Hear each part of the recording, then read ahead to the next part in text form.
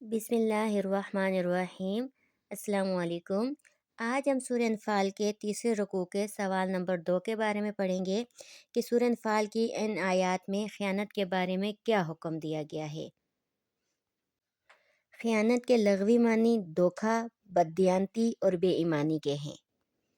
اصطلاح میں خیانت سے مراد امانت پوری کی پوری نہ لوٹانا، یعنی یا تو ساری کھا جانا یا اس میں کچھ کمی کر دینا۔ قرآن مجید میں اللہ تعالیٰ نے ارشاد فرمایا، اے ایمان والو، اللہ تعالیٰ اور اس کے رسول کی خیانت نہ کرو اور نہ آپس میں امانتوں میں خیانت کرو، اور تم جانتے ہو۔ خیانت کی مختلف صورتیں، جن میں نمبر 1 مالی خیانت۔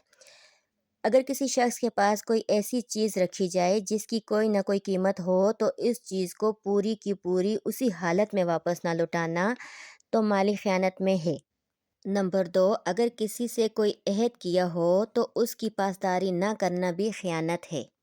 نمبر 3 رازداری میں خیانت۔ اگر کسی نے کوئی راز کی بات بتائی ہو تو اس کی راز کی حفاظت نہ کرنا بھی خیانت ہے۔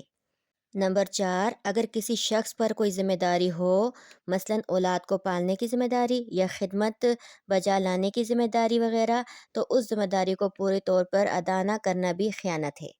نمبر 5 اللہ اور اس کے رسول کی خیانت۔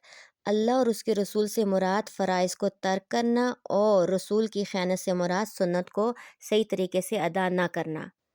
حدیث مبارکہ میں بھی منافق کی 3 علامت میں سے ایک علامت بتائی ہے کہ جب اس کے پاس امانت رکھوائی جائے تو وہ امانت کو پورا نہ کرے۔ اللہ تعالیٰ ہمیں امانتوں کو صحیح طریقے سے ادا کرنے والا بنائے۔ وآخر دعوانا والحمد للہ رب العالمین۔ السلام علیکم ورحمۃ اللہ وبرکاتہ۔